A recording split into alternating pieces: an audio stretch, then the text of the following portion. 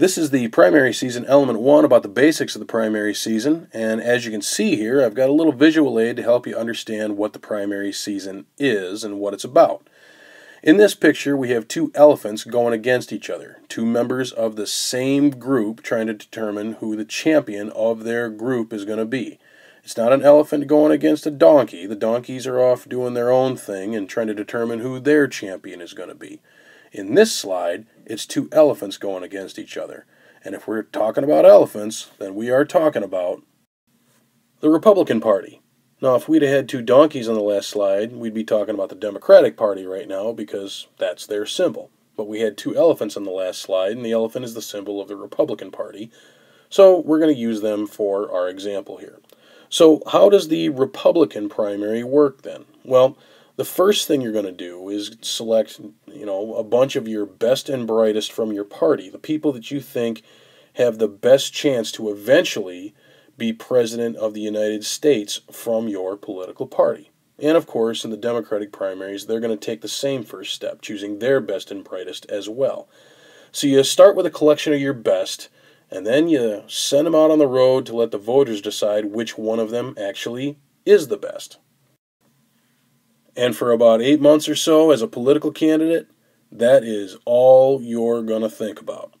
See, the primary season begins in January of an election year and typically goes till late July or early August of the election year. And during that time, you are doing a lot of traveling, you are giving a lot of speeches, and just generally doing a lot of overall campaigning. The reason you're working so hard is because at the end of this process, in late July, early August, your political party is going to some big city to have a major political convention. And at that convention, they're going to decide which one of you guys is the one that they want running for president from their party. In other words, which one of you is going to get the party's nomination. So let's say it's the Republican National Convention. Delegates from the Republican parties in every state are going to go to this convention, and they, state by state, are going to announce who their state wants from their party to run for president. Your job during the primary season is to go from state to state and convince potential delegates that are going to go to the national convention that they should pick you. And the best way to do that is to win the primary election in that state. In other words, when they have the Republican primary election in Pennsylvania, you got to be the one that wins it. You got to be the one that the Republican voters from Pennsylvania say is the guy who's better than the other Republicans. They will then go to the national convention at the end, and they will announce, this is the guy who won our state primary. This is the guy who we want as our party's nomination for president. The Republicans and the Democrats go through this process for about 8 months. And it can get pretty exciting because, as you can see here, multiple states can have their primary elections on the same day. So whether you're talking about the Republican primaries or the Democratic primaries, it is a long, grinding process where you start with a lot of people debating against each other, letting the voters in your political party decide who they like, and eventually narrowing down the field. Let's say that Mitt Romney wins the Republican primary for Pennsylvania. That is basically their promise to him that when the Republican National Convention rolls around, the Republican Party from Pennsylvania will send delegates to the Republican National Convention that are supportive of Mitt Romney. In other words, those delegates, when they get there, are almost guaranteed to say that they want Mitt Romney to be the Republicans' nominee for President of the United States. And this happens in every state. Now, the more primaries that you win, basically the more delegates in your favor you're going to get sent to the National Convention. And other candidates that are in your primary, they see this as well, and then pretty soon they're going to start dropping out of the race until there's only a couple of you left by midsummer. So think of the primary season like it's a tournament, a political March Madness, if you will. Nobody's in the championship game yet. You're all just kind of vying to go through the tournament, survive as long as you can, knock other people out, and eventually get one of those two coveted spots in the November general election. And the nice thing is that it's left up to the voters. It used to be that each state had one or two party bosses who ran the show, like the state's governor and the mayor of the largest city. And these bosses could control who went to the national convention and how the state's delegates voted once they got there. Primaries were introduced to let the voters decide directly, and that got rid of all the corruption that took place in how presidential candidates were selected. So overall, it's a pretty good method. Of course, there are some debates about it, like there is in anything else. Some people think that we should have just one national primary day where the Republicans have their primary elections in one shot, one day, and the Democrats have their primary elections in one shot, one day. Remember, right now, it's an eight-month process where you have different primary elections for different states happening on different days. So, that takes a while for it to get done. But for the most part, it's a good method. And it's not just done on the national level. The primary season also takes place in races for state or county offices, political races in major metropolitan urban areas, and political races in small-town rural America. But there's one thing that almost seems like it's totally unfair, ironically enough, in every office in America below the presidency. The presidency is the one place where this doesn't seem to apply. And that is simply the fact that the incumbent is always going to have the advantage. Now, the incumbent is the one who's already sitting in the seat, who's running for re-election. They're going to have all the resources at their disposal. They're going to have the experience with campaigns and elections. They're going to have all the advantages on their side because they've been through it before and they have all the backing. The only disadvantage they might have is that they may have developed some enemies or gotten involved in some scandals that are about to come out, or they've just been there too long and people are sick of their politics. But I got to tell you, the most fun races are when there's no incumbent at all, when it's a totally open seat, and then the Republicans have a bunch of guys running for their nomination for that seat, and the Democrats do as well. Those are the races that are the most fun, because when there's somebody sitting there, especially on the levels lower than president, it's actually pretty hard to knock an incumbent out. Okay, we've spent a lot of time establishing that in order to win your party's nomination, you got to win in the primary season. But how do voters participate in those primaries? Well, there's nothing written in the Constitution about it, so according to the 10th Amendment, it's up to states to decide. Some states have chosen the closed primary method over here, where only people can vote in a primary if they are a registered card-holding member of that political party. Now, if you'll take a look at this map here, you'll notice that the states in gold are closed primary states. So if you want to vote in the Democratic primary in South Dakota, you need to be a card-carrying member of the Democratic Party, literally carrying a card that says you are a registered member of the Democratic Party there. Same thing for the Republican primary in South Dakota as well. Now, in those dark gold states, you are absolutely not allowed to vote in your party's primary if you're not carrying your card. In the light gold states like Iowa or Kansas or something like that, they might let you vote in your party's primary if you happen to leave your card at home.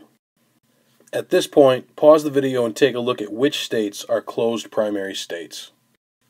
Other states tend to use an open primary method, which you see right here.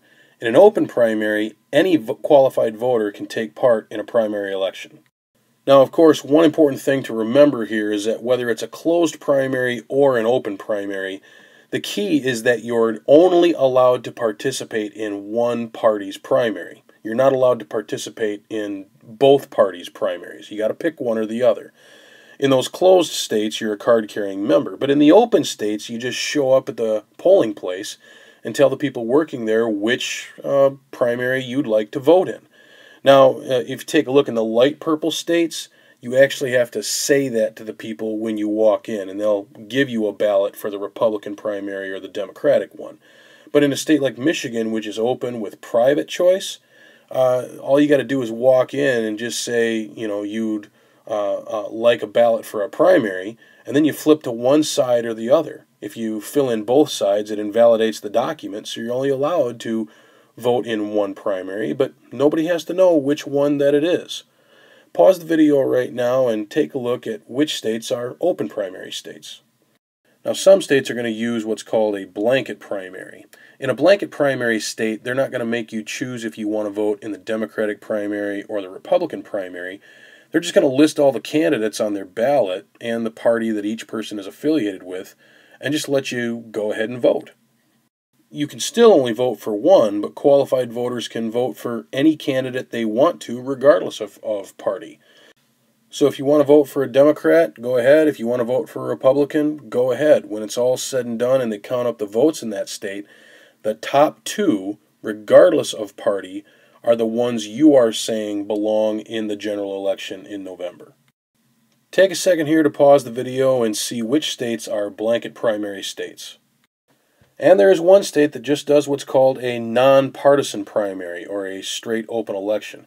This is basically a blanket primary that doesn't even list the party labels. It just lists a series of candidates, and the top two, regardless of party, are the ones you are saying should go on to the general election. Just like a blanket primary, but without the party identification. And I'll make this easy for you. Louisiana is the one that practices nonpartisan primary elections. Now take a second to analyze which states are closed, open, blanket, of course Louisiana, what they do, and also take a second to see what you think these stars on the map mean. Pause the video now. Now, some states don't even use a primary method. Some states use what's called a caucus, and that's a little bit harder to explain how that works. A caucus is actually a very interactive experience that often starts in a place like a high school gym. Now, using the primary method to select a candidate is a whole lot easier than using a caucus. With a primary, you go in, you vote, you get out, it's quick, it's easy. A caucus can take hours and involves a whole lot of groups moving around and changing groups and things like that. Now, I've walked kids through a demonstration of this in class before, and I'll do that for you, but I'm running low on time on this video tutorial. So for right now, I want you to pause the slide, analyze this, and see what you can figure out about how a caucus works. But I can tell you this, a caucus is just as effective as a primary in selecting a potential nominee for your party for president. Okay, so the next question, whether it's a primary or a caucus, which states are the most important ones for your party to win? California, Texas, New York, Florida? Of course not. None of those big states. The most important one is New Hampshire. Seriously, I'm not kidding. New Hampshire is the most important primary to win. Take a look at this slide right here and see how many trips Rick Santorum made to New Hampshire. By the way, take a look down below and see how close the Iowa caucus vote was that year between Romney and Santorum. And the most important caucus to win? Well, Iowa, of course. As this guy says right here, in a high-tech information age, Iowa seems like the logical place to start. Seriously though, the New Hampshire primary and the Iowa caucus are the most important ones to win. And why? Because they're the first ones of the primary season. Now let's think about this for a second. Here's a bunch of guys running for Tom Coburn's Senate seat. Do you know any of these guys? I don't. Even if I lived in Pennsylvania, I wouldn't know who these guys were. So it's really important that you win in the early primaries. You win in Iowa, you win in New Hampshire, you win in the early primaries, whether you're running for Senate or a state office or whatever, you're getting media attention when nobody knows who you are. And the more media attention you get early on, the more other people will start dropping out of the race.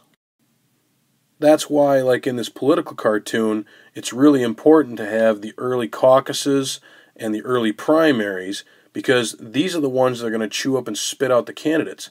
By the time you're Ohio or Texas or or California, somebody with a really late primary, your voters may not get a fair chance to pick from all the good apples that were there at the beginning of the primary. You might only have a couple of people left. And so, to give their people as many selections as possible to choose from in primary elections, a lot of states have moved to something called front-loading, which is moving your primary earlier and earlier in the primary season, so that most of them are more around like January and February than in June and July. Which has led to one of my favorite political events, Super Tuesday, a randomly selected Tuesday in February or March when more states hold their primary elections than any other day in the primary season, as all of the colored states on this map did back in 2008.